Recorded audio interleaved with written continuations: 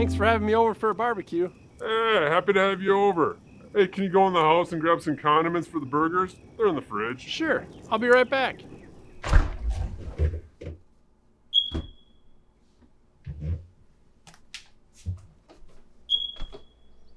Hey, do you know your smoke detector's beeping in there? Oh yeah.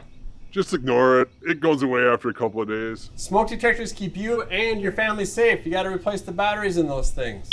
In Burnsville, homes must have smoke detectors on each floor, within 10 feet of sleeping areas, and in each bedroom.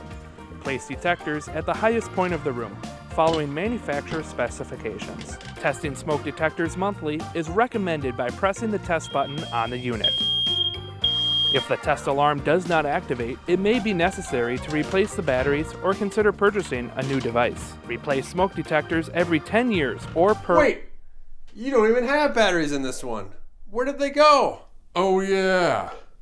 The batteries died in my TV remote last month, and I didn't have any other batteries in the house. Listen, you need to keep fresh batteries in your smoke detector at all times. Replace smoke detectors every 10 years or per manufacturer's specific date to maintain effectiveness.